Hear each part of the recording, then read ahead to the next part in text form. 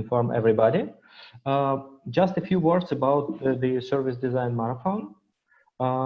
This is the initiative of Service Design Network Ukrainian chapter, but it's also greatly supported by the Service Design Network headquarters. We are doing it because we believe that service design cases is a great way to learn more about the service design and learn tools in practice.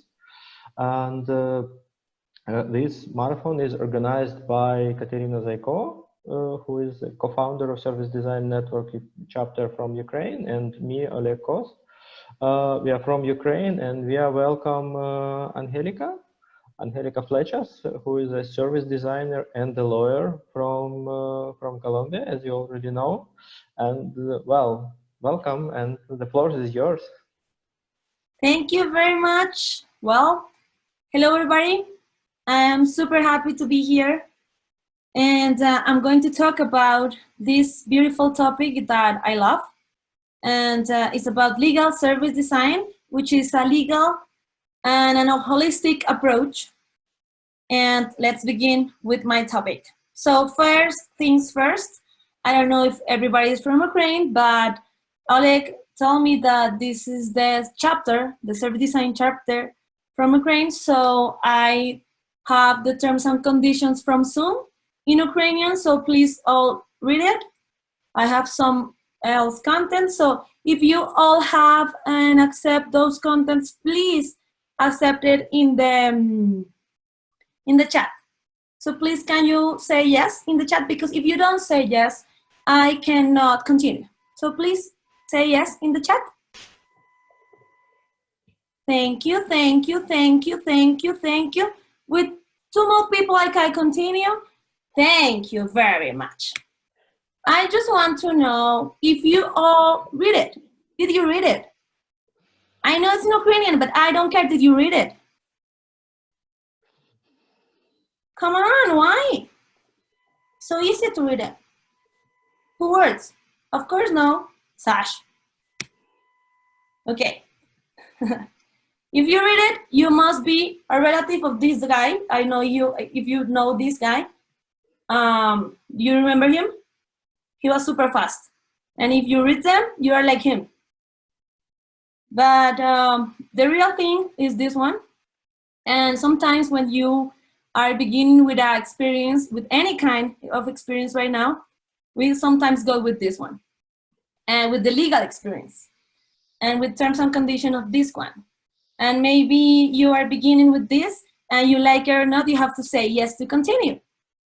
And Max says it was worth reading, and I like your question because sometimes it doesn't. And you just have to say yes to continue. And you go to Facebook and you say yes, and just because you want to have the app, and you say yes just because you want to. So this is the real first thing, which is hola or hello, and is the way that I want to apologize. Sorry to begin with that, but I just want to make a point with this. And this is me. I'm Angélica Flechas. I am Colombian. I'm a lawyer. I'm a designer. I am a founder of a company. I am a mother of dogs because I have 2 dogs, those 2 beautiful dogs. They are Botas and Lorenzo. If you want to follow them in Instagram, they are beautiful. Please do it. And this is my company, Háptica. If you want to follow it, you can do it too in Instagram, Háptica Design. So my story begins in law school. I went to law school because my parents both are lawyers. And I went to a Catholic school, actually, after going to the university. And those nuns were bad nuns. When some kids didn't have enough money to pay for the school, they did something really bad. They put the names of those girls and put the list of those girls on the door to all the teachers know that they were the ones that didn't have the money to pay. So I was this kind of kid that took the list away and ran away. So they called my parents and tell my parents, hey, your kid, she's a trouble one, come here. So my mother was super upset about it. Like, come on, Angelica, I don't have time for this. She was a lawyer. And my father, also a lawyer, was super happy about it. He was like, oh my God, this is my kid. She is a potential lawyer, so I'm going to go with her at the school. And he was taking a constitutional document that has like all the foundational rights, like the constitutional rights, to support me with my actions. So I always felt a lawyer, even though I was a kid at school. And when I finished when I finished my school, I went to university and I decided to become a lawyer. They didn't tell me that I have to, I just wanted to. And I was super intense. You know, this student that always read and wants to be the Hermione of the classroom. That was me. I loved it. One of the contents that I really liked was this one, that says that law should be like death, which spares no one. That's the sentence of Montesquieu. And I want to ask you, do you think this is true? Do you think that law is everywhere? Do you think that everything is touched by law right now? Like when you're sitting, do you think it is like that? So please, I'm like a YouTuber, you have to answer me in the chat. Yes or not? Law is everywhere? Do you think so or not? People try to escape it, but it is everywhere, right? Maybe yes. Everything is subjective. Okay. No. Some people says no. Okay. Should be, but it's not. Okay. Yes, yes, yes. I'm going to show you some examples. So for example, when you turn off on the lights, there's law because there's a contract behind of it, a service contract. And even though you are not aware of that, there is something legal behind of that. Or for example, when you are taking the bus or taking a cab, there is a transportation contract beginning. Even though you are not saying, hey, mister, can we begin with this contract, this transportation contract? Let's begin with that. Do you agree? I agree. Let's do it. Even though we don't say those words, all the negotiation and all the behave behind of that is a transportation contract. So even though we are not lawyers, we are part of transportation contracts every time we take the bus. Did you know that? Were you aware of that? Yes or no?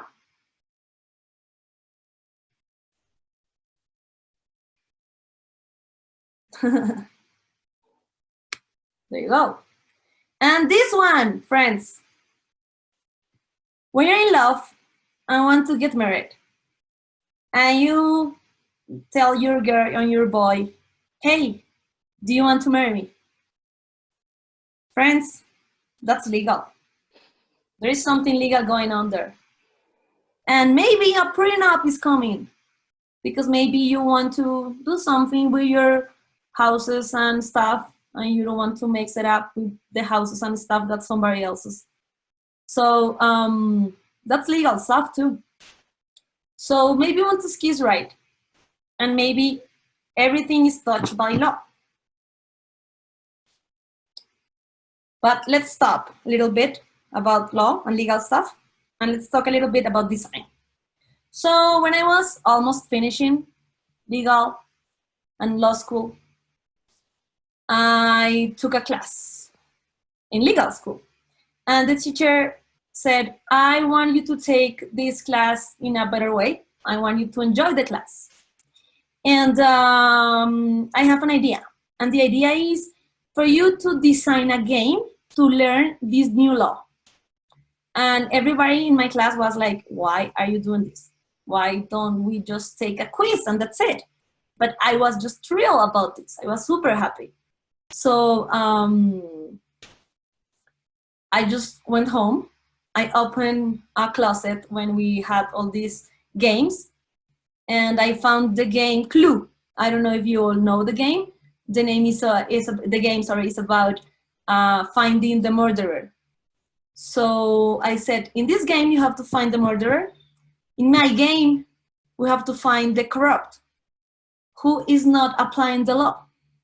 So I designed this huge game with little toys, and I went to a store and I bought all the paper and stuff that I found. I didn't sleep for all the weekend. I came to the class with this huge thing, and all my colleagues had just little papers. And the game that they had in mind was how to be a billionaire, you know, with questions and answers with multiple choices. Those were their games. Mine was huge with dates, and we have to find the corrupt, and at the end we have to scream corrupt. It was just crazy. I was super proud about my game. And the teacher said, Angelica, can I ask you 2 questions? And I said, yes, please. The first one was, can I take corrupt to my house? I want my kids to play it. That was weird, but I said yes. So I gave them my game. And the second question was, when are you going to tell your parents that you want to be a designer?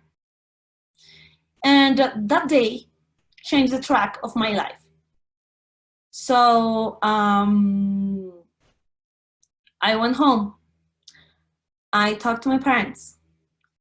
I told them I want to be a designer. And they said, my father said no. My mom said, yes, you can do it. I want to help you, but you have to finish law school. After that, my father said, okay, but you have to do a postgraduate program in something legal stuff. So I did it. And that's how I became a lawyer and a designer. And I was the first person to do both programs at the university. So when I finished both, I did not the traditional design program, which was industrial design. I did strategic design, and that was awesome. That was luck. I didn't know that I was going through that program. Just when I was like in second semester, I realized that I was doing this amazing thing, and I realized that it was about design thinking and service design and all this. So when I finished design, I was looking for a job. And I don't know if for you it was super easy to find a job when you finish, but for me it was tough. Like there weren't like signs that were looking for service designer all around Colombia. So I decided to create my own company, and this is my company. The name is Háptica. It's the first service design company in Colombia and one of the first in Latin America. And what we do is we understand services as stories that come to life thanks to the touch points that we design. That's what we do. And let's take a look to this example. So we have all the journey of an experience. For example, going to a hotel. This journey has different moments on experience, and these are all the touch points that make this journey come to life.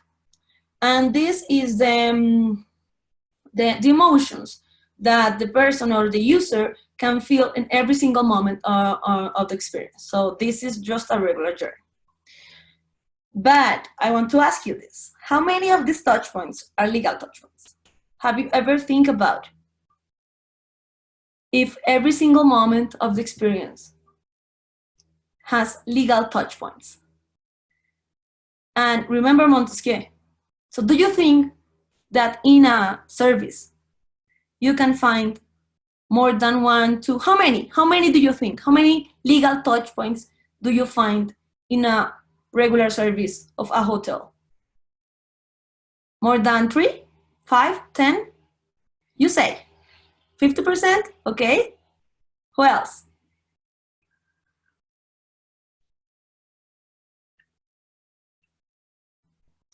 A 100%, said Katarina. Many. Amazing. Okay, I just did the exercise here. And I'm sure that if I do it like really hard and really trying to do it, all the blanks could be filled. And you can find the payment method has a legal perspective, the cancellation policy, the transportation contract, the intellectual property, accommodation contract, like all these are, what picture? This one? So at the end, all the journey can have different touch points that are legal touch points. And if I ask you, for example, if I took just the booking agreement, this is a legal touch point because this is like a proof that you have the right to stay at the hotel. So this is a legal touch point. Is this a touch point that you really like? This is something that you say, oh my God, I love it. Like, I just want to keep it, and thank God this exists, and I want to keep it with me for the rest of my life. Do you love it? Yes or no?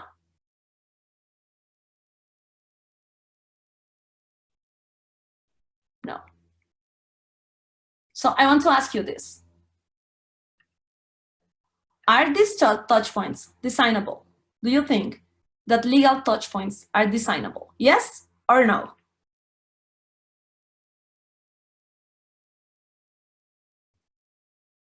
Yes, sure, yeah. Yes, yes, yes, yes. Of course they are. And this is how we do it, with legal service design. The holistic view that connects the legal touch points with the legal user, with the final user. So this is amazing, and that's how we do it. And I'm going to show you some projects. I'm going to show you a little bit of method. So first of all, I'm going to talk about the principles. So the first principle is win-win.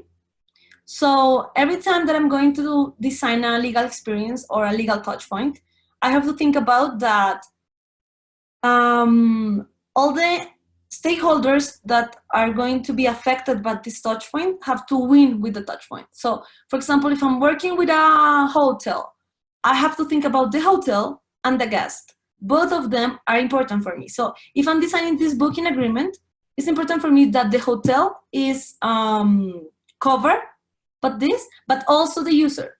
So the win-win is important for me. But also it's important for me the transparency. So it doesn't matter that the content is good enough for both if they don't understand it. So I need to design the way that it looks and the way that it communicates the content, because if the language is too complex, it doesn't matter if you can win, like if it's balanced, the content, because if you don't get it, it's like it's not there anymore. And the final principle is the applicability, which means that every single project with legal design has a legal framework. I have to get it. And in this part, my friends, I have to tell you this.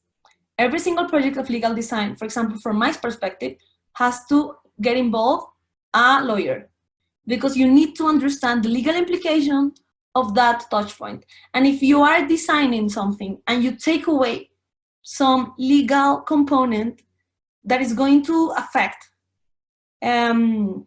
its legal approach, you can change it and you can affect his provement or his legal efficacy. So it is important to include a lawyer and to have all the legal framework in your project. So these are the 3 principles for legal design that I work with. So let's present you some of the projects with my showtime. Angelica? Yeah? Maybe there is a question from the audience right now before we jump into the cases. Okay. Is there any question right now? Okay. Okay. So let's continue. Okay. If I understood right, your service design company became the first in Colombia. Where have you found your clients? Did you use your legal experience to attract your clients?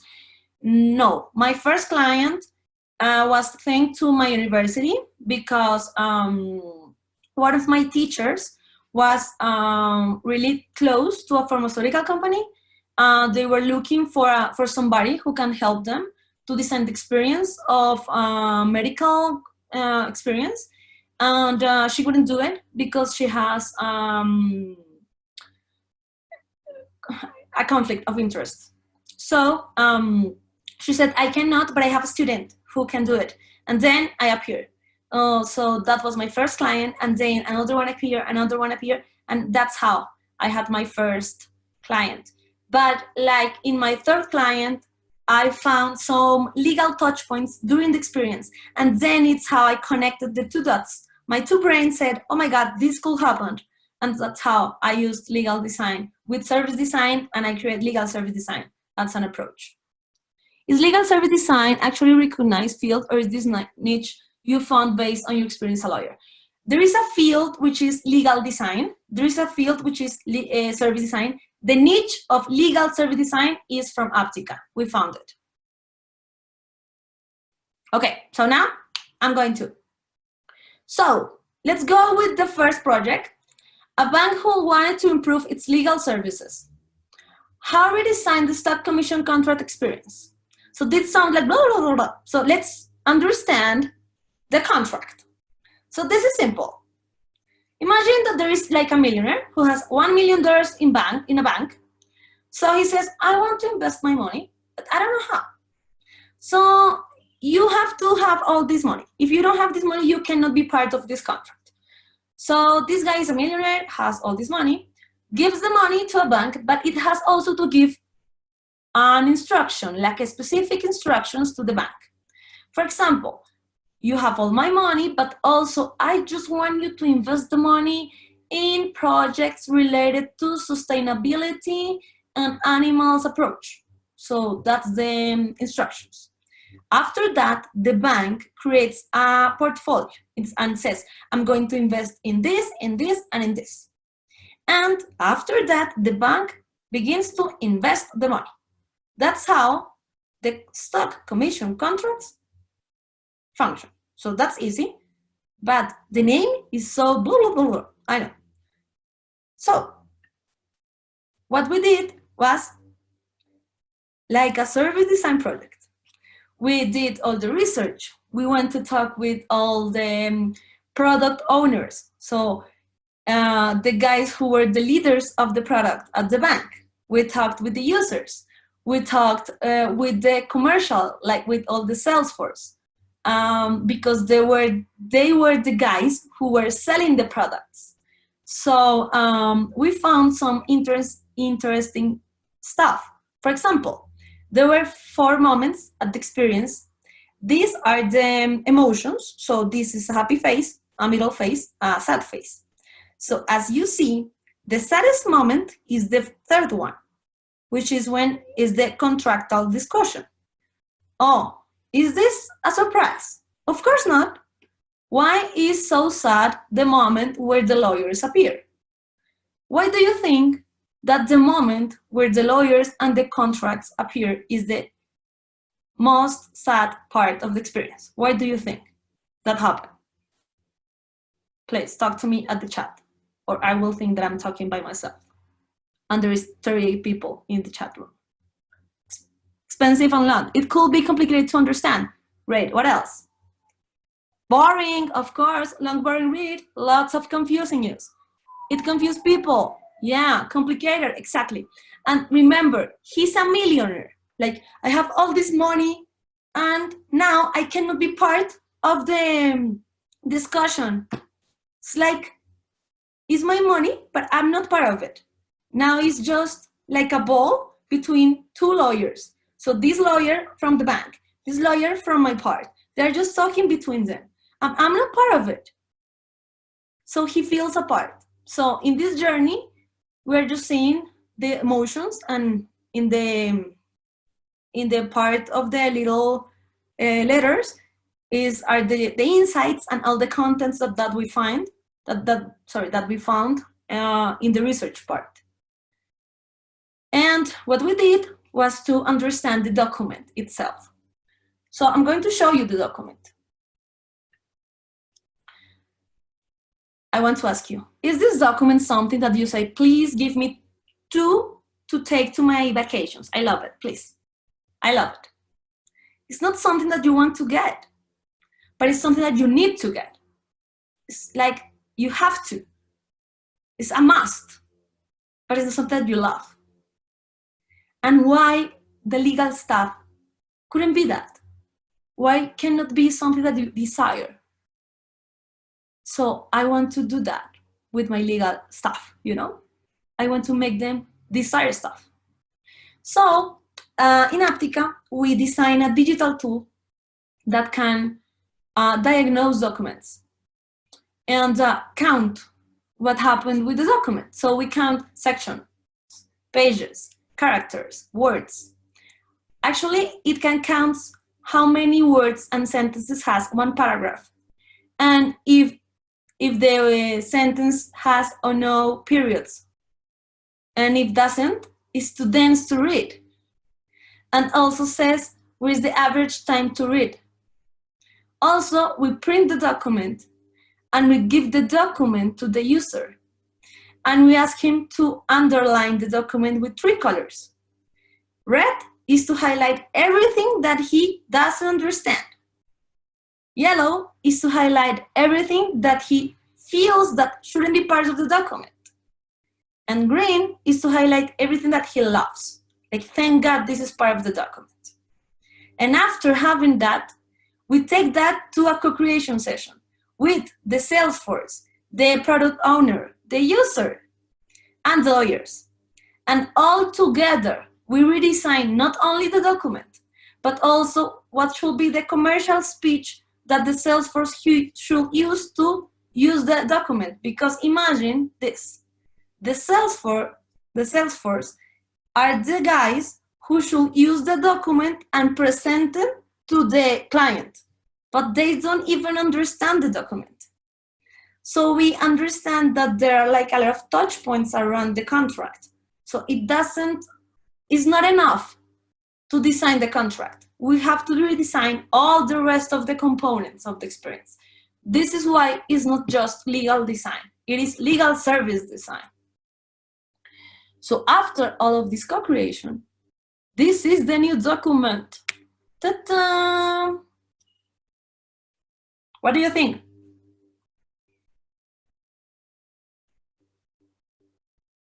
Like it? Not? Works? Thank you.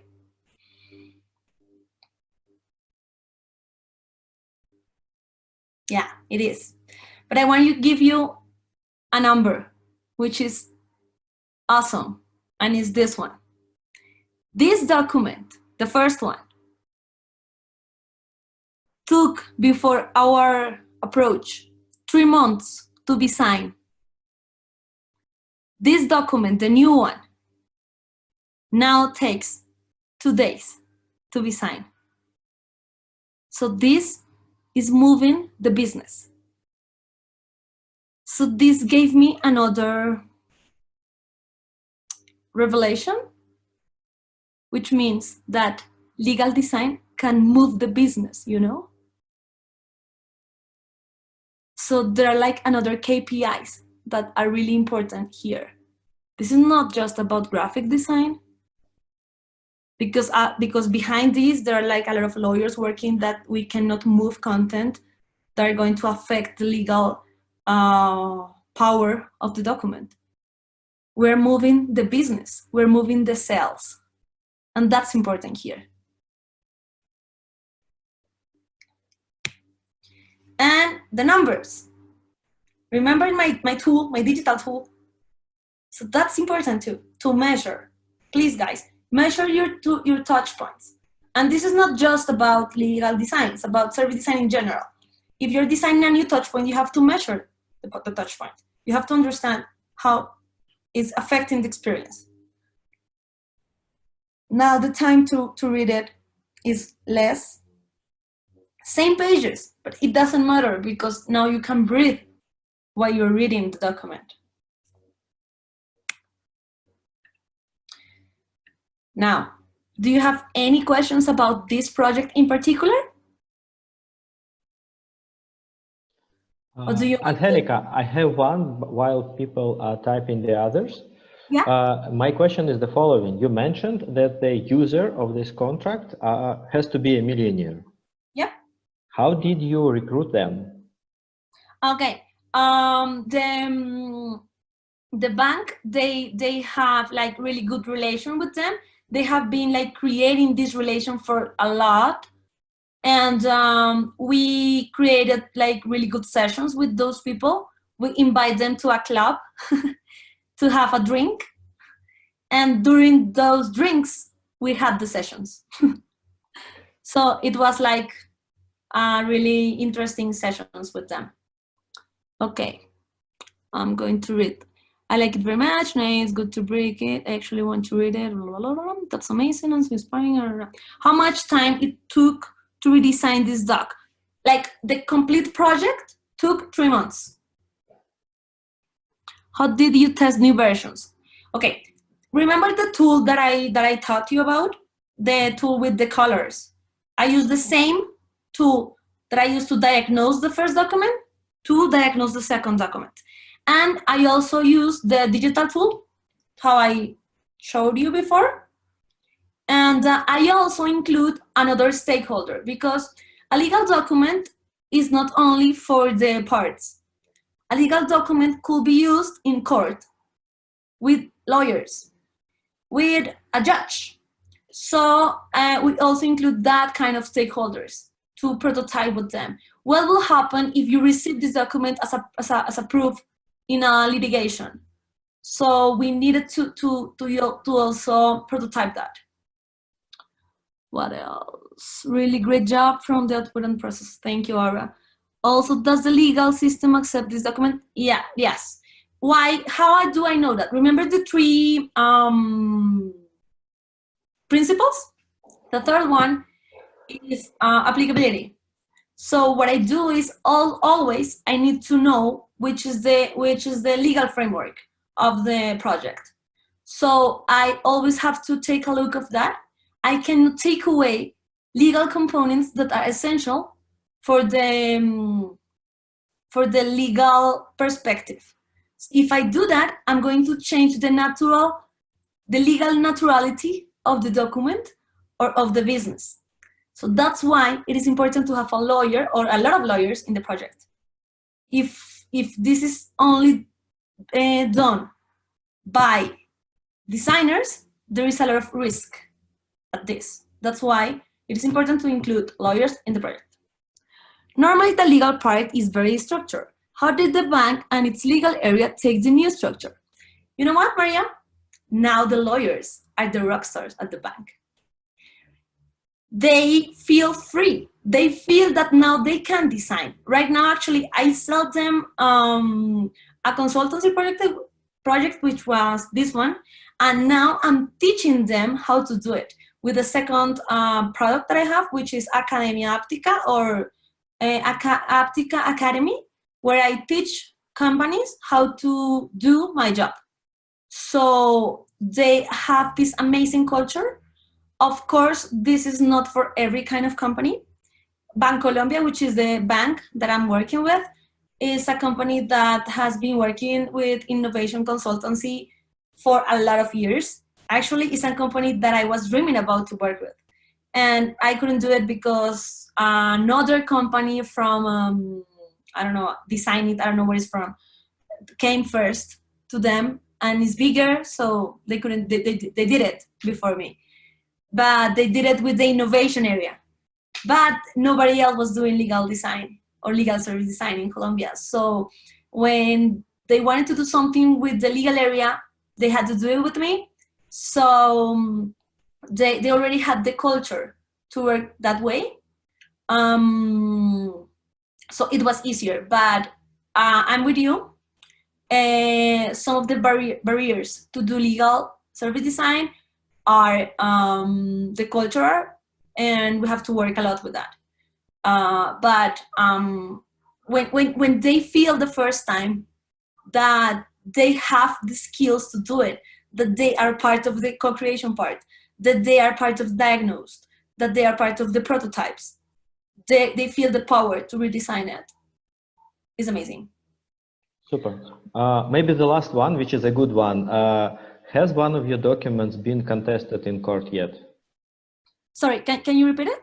Yes, has one of your documents been contested in court yet? No, they haven't. We haven't had that experience. We have prototyped them with court, but not in the real experience court. Thank you. Okay, I'm going to continue with the next case, okay? Is that good for everybody? Okay, this is about quarantine. This is something that is happening to all of us right now. And I don't know how it's working for all of you and how your legal institutions are evolving with the situation. But here in Colombia, what we did is at the beginning, the mayor in Bogotá decided to create like a simulation to see if everybody could stay at home. So she designed, no, she created like a little law to say that you should stay at home. And this was the regulation. So I'm going to show you. So Colombia, Bogotá, imagine this, people receiving this document. Do you think it's something that people will say, oh, I want to read this. Let's read this, how I have to stay at home. Do you think so? People want to read this? No, that doesn't happen. That doesn't happen. And in Latin America, the way that lawyers, like legislators, people who work, is crazy. Like they work, they write like if they live in the medieval, you know, like in another area, like in another moment in life. It's crazy. So what happened? This, like everybody went out because they didn't read it, they didn't understand it, they didn't care. Of course, that wasn't the only reason. They needed to eat. And here in Colombia, we have like a lot of informal work. So it's not like us, like a lot of us, like we can work from home, we can design services from home. But if you work in informal job and you need to go out and sell your little products, you need to live from the street. But there were like a lot of exceptions, but they weren't clear. So in Háptica, we didn't work with the mayor, like she wasn't our client. I would love to do that, but she wasn't my client. She will be sometime. I hope next time I tell you this. But we said we want to redesign that content to make it clear for everybody. So we did it. So we designed that content. We created 3 categories of the complete document. There were like 15 pages. We created 3 colors to categorize the information. The first one was general information, like everything is with questions. This is in Spanish, but like the structure is, I think, is easy to understand. So this is like a basic information, what it is. So this is a decision made by the mayor in Bogotá to take care of you. Do you think the document says that? The document doesn't say, we want to take care of you, because that's not the way that the lawyers talk. They don't speak that way. But we knew what is the spirit of the document. And in law school, I learned that all laws, all regulations have spirit. What's the spirit behind of the regulation? So we wanted to take out the spirit and make it clear and make them understand why they wanted to create that. We also took away important content, like what were the limits of the regulation, when begins, when finalizes, when. The other component was exceptions, like if you can, you cannot. So the question was, if I need to go out, so what are the cases? So we created the cases, we put some examples. If you are pregnant, if you have a dog, if you have, that wasn't clear of the document either. So we created the exceptions and we organized that content also to make it easier for the user. And penalties. And it's not casual, like it's not casual, the color here. We wanted to make it red because, guys, if you don't go with the law, this is bad. So you have to pay. This is the monetary stuff. And the second one, you could go to jail. And we also include the regulation here. So we designed the content to make it easier to the user. We publish it in different social media, and everybody started like sharing it. Like somebody else shared it with me. Like, did you read this? And I was like, yes, I did it. It was awesome. And now we're doing that with a lot of regulation. Like if something new comes out for talking about jobs and changing the regulation related to your employees, we design it to make it easier for employees. If it says something about new regulation related to food, we design it and make it public to make it easier to the users. We just want to translate the content and democratize the content, because we feel that lawyers, we're not bad, you know? We're just special. Because when we went to law school, we didn't take any service design classes. And we became really good at the content and at the knowledge. But the empathy part is like broken. So we can design that bridge between the legal content and the final user. So what do you think about it? Do you think it's hard to do that? Do you think you could do it? You could make it easier to understand the legal content to the final user? Yes or no? We do it? Okay, great. So you're already doing legal design.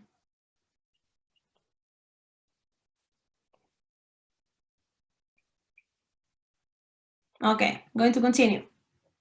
I have a question, Angélica. If there are no other questions here, it's about actually how do you work with the lawyer? Because my experience is that lawyers are very smart, but they are also very selfish and very competitive. Yeah.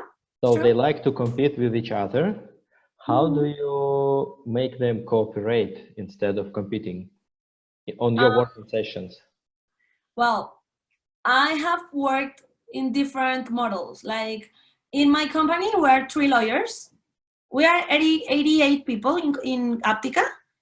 And in the 88, just 3 are lawyers. They merge really well.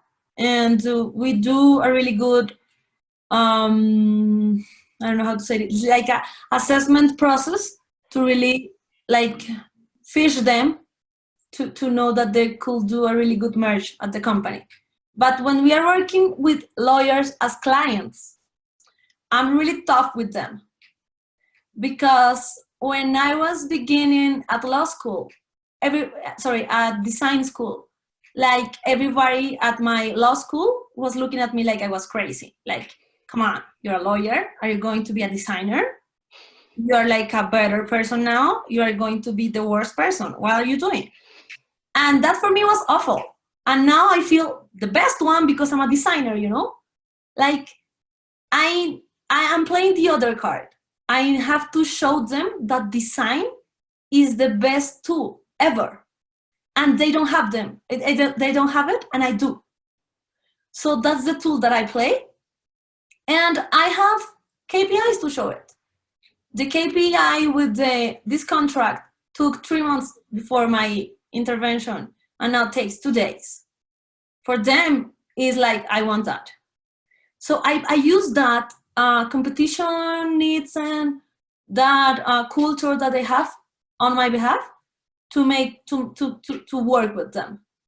And also I take them to my discovery sessions. So when they talk to the user and they realize that they don't get a word of what they say, they just take their head and say, oh my God, what we are doing. And also what has happened to me is I have worked with some law firms here in Colombia.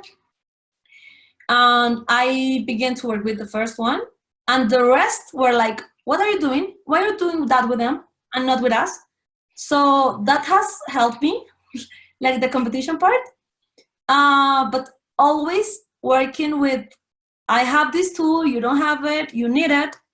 And also look, this user is not understanding anything. And another thing that is interesting is a lot of legal startups are coming up, and they are using a lot of design thinking and service design, and they know it. So they are afraid. They know that is not good enough to have a lot of knowledge. So this is beginning to change, like the game is changing now. And we have the tool. Design is the tool. So you have to believe that. I hope you know that, guys.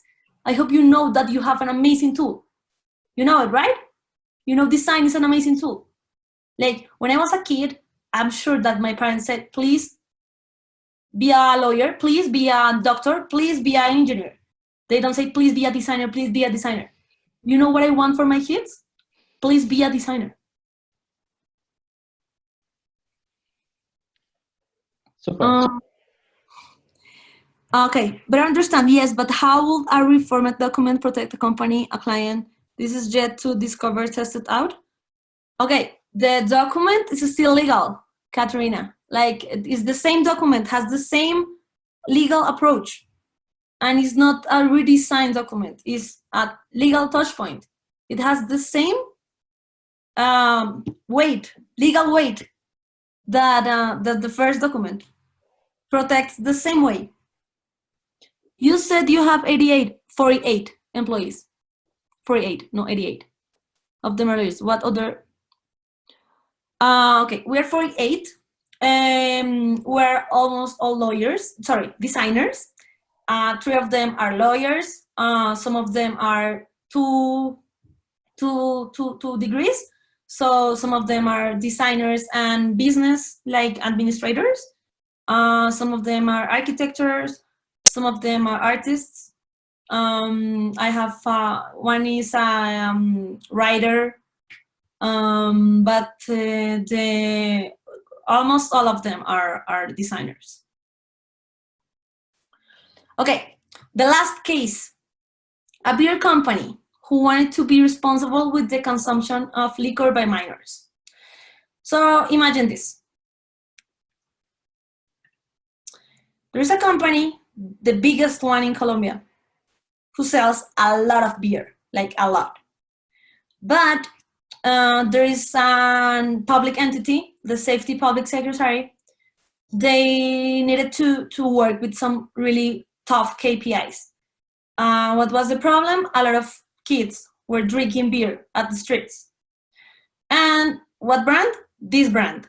So they called them and said, guys, you need to work with us. We have to work together and design something to work with this. And they found out that even though the beer company was trying to do something, the convenience store, they didn't help a lot at all. Like, they still sell the beer, they still try to keep up with the business. So they called us and said, can you help us with this? So we said, this could be a legal design project. This could be a service design project. This is a legal service design project. Where is this? So we check the law, and this is the law, just one page. And you will say, it's not that hard to understand just to read one page. So this is not just about understanding the law. This is about the cultural stuff.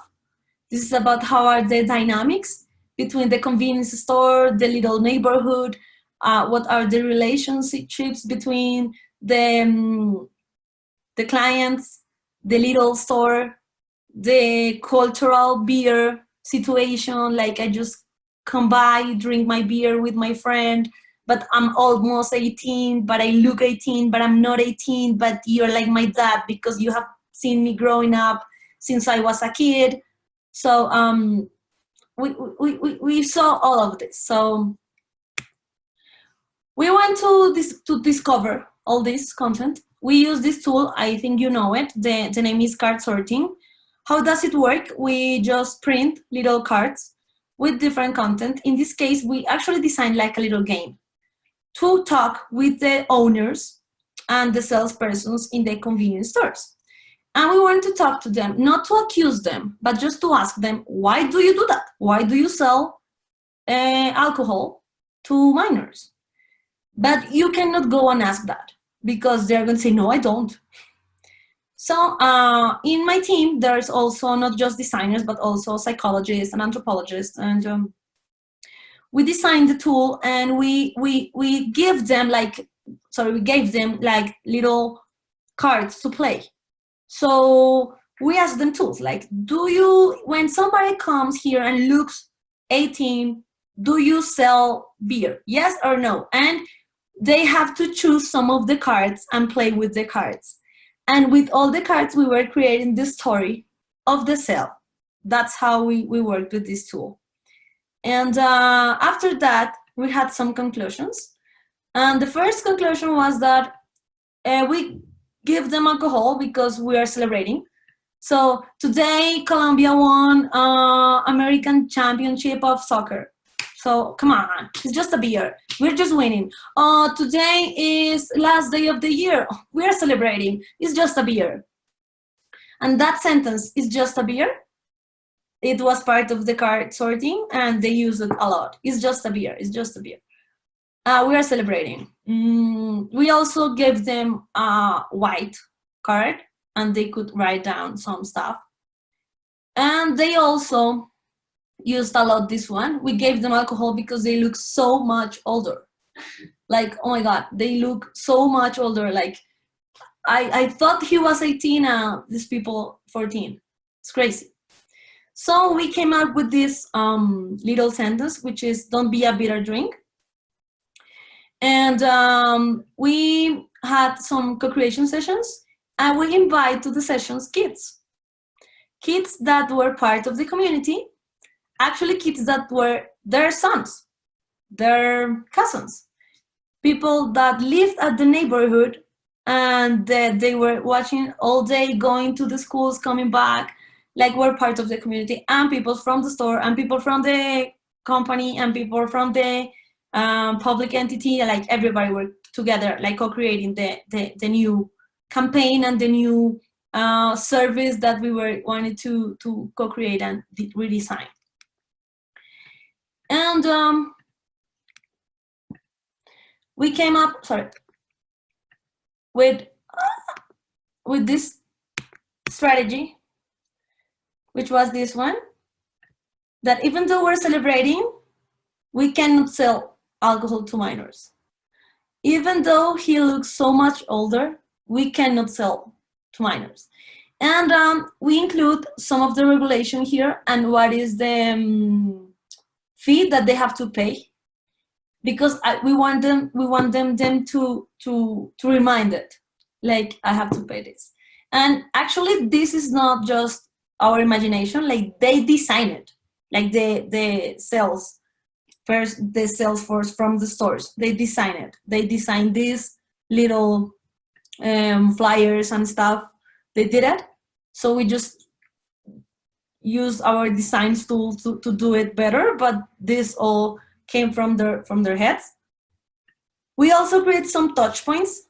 Like, this is Bogotá. This is a regular neighborhood from our country. What you see here, these little boxes, are part of a regular store. This is a bicycle that they use to take to do the takeaways, to take the products that they're taking to the houses. And we create this tote bag with the message, because we want them to be like the image of the campaign, of all the experience for every single moment of the journey. We also create these 2 touch points. Yes, the posters were provided by the company. We also include this sticker with this little component at the top of the store. And something really interesting happened. Like, one store put it, and the other stores began to say, I want it, because they didn't want to feel that they weren't part of it. That they weren't feel like FOMO, fear of missing out. Like I wanted to, because I don't sell to minors either. So it started to happen like a little virus at the neighborhood that were part of the prototype. So that was interesting. And we also did this, which was interesting, because they had like little groups of all the people in WhatsApp. So we created these stickers. So what happened when you discovered that they don't have ID? So we did this one with the dog. This is El Chavo el Ocho, which is a program from Mexico that was super, super common in Colombia.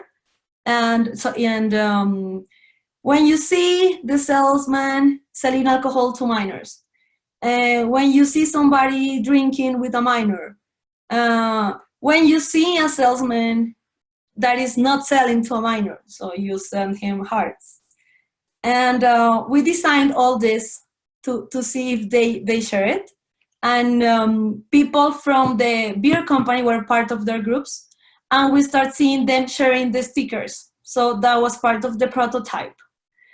And they actually start creating their own stickers. That was super interesting too. So it began as a project of service design, I think, but it had an aspect of legal design because there is a regulation that said that you cannot do that.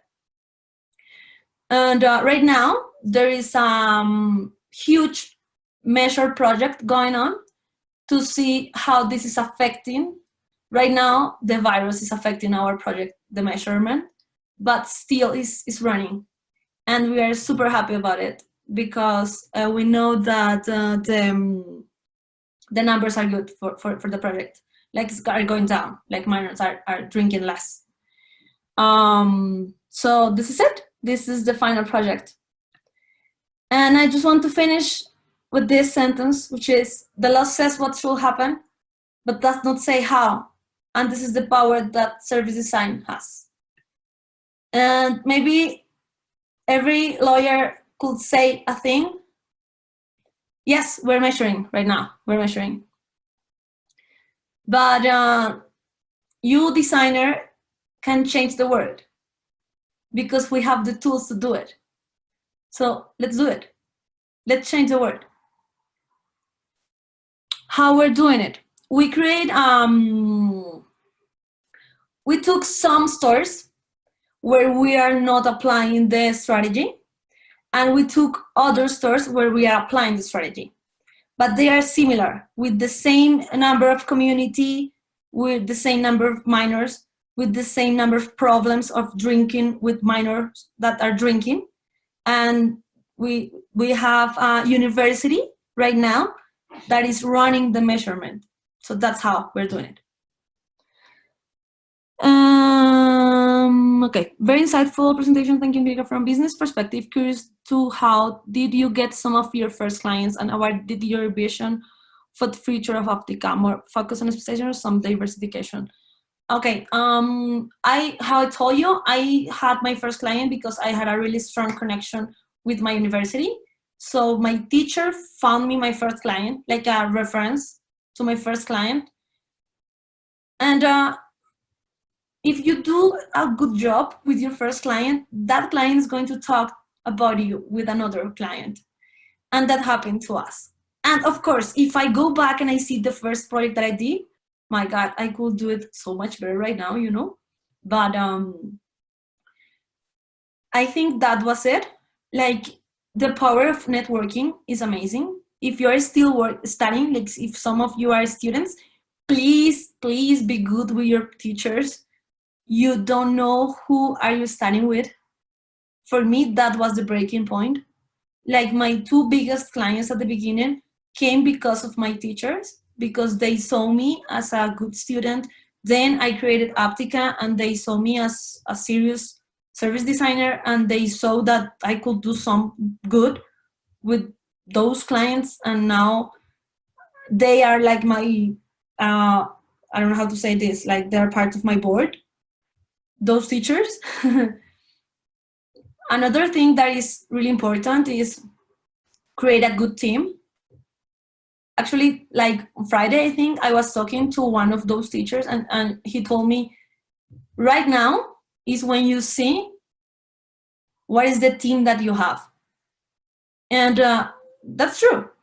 Like, in these times is when you see that you have the team that you need, that is working from their homes with this situation, having some budget cuts and still doing their best.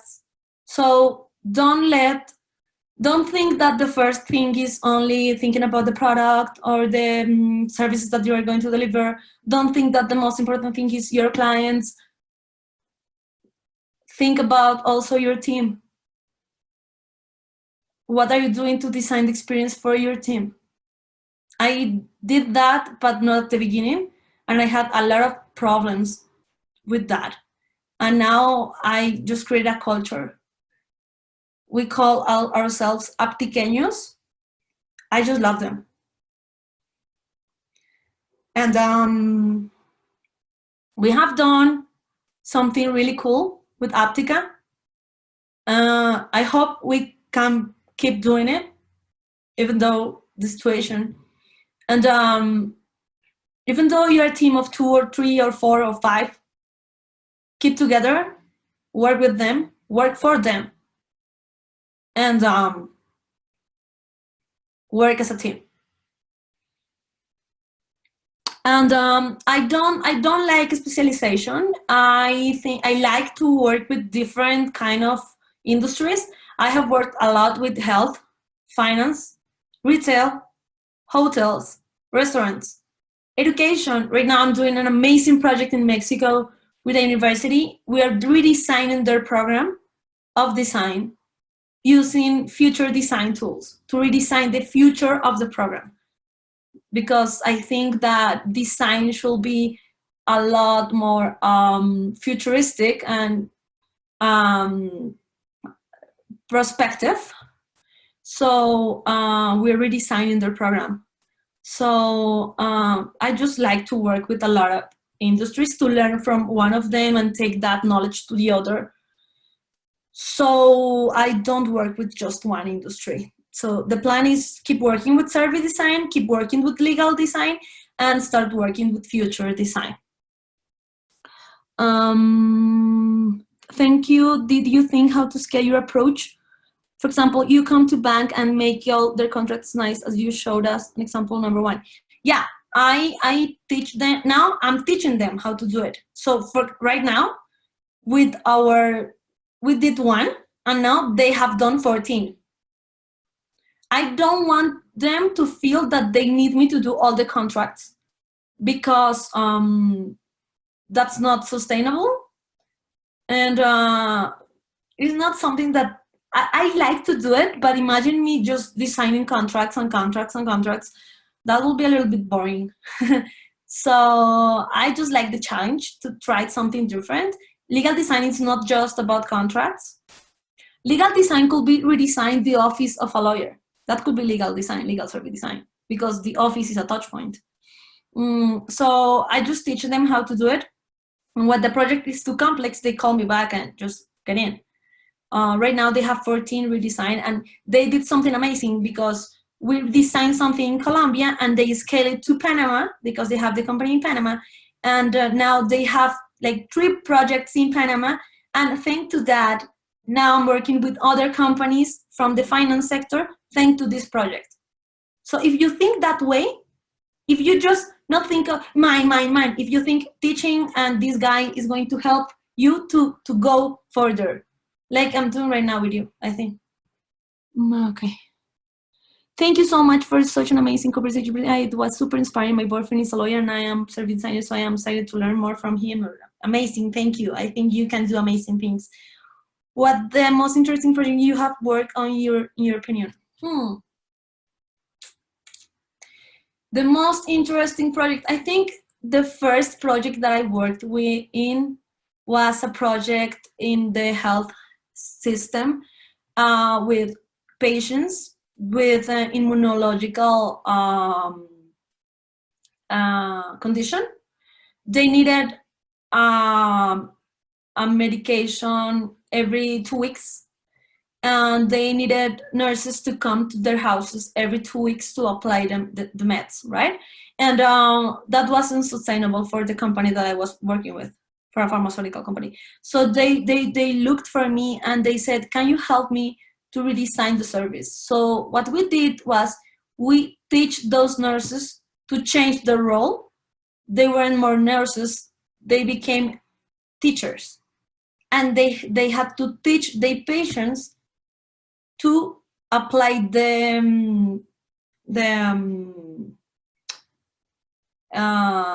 it was I don't know The how to say medicine. the medicine, yeah, but it wasn't a pill, it was the injection, sorry. So they were at first super afraid of it, you know, to do it, but we designed the complete experience. We teach them how to teach, so the nurse had to define their role. Actually, we redesigned their clothing, everything. We designed their pitch. Thanks to that, the adherence to the product came up to 16%. It was amazing. And they just replicate that process to all them world.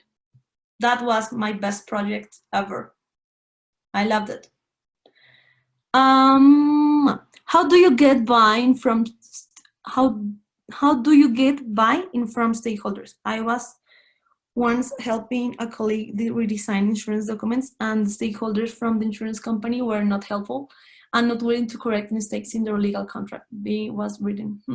I think the problem here was a cultural problem, and maybe service design, innovation, design thinking is a lot about politics.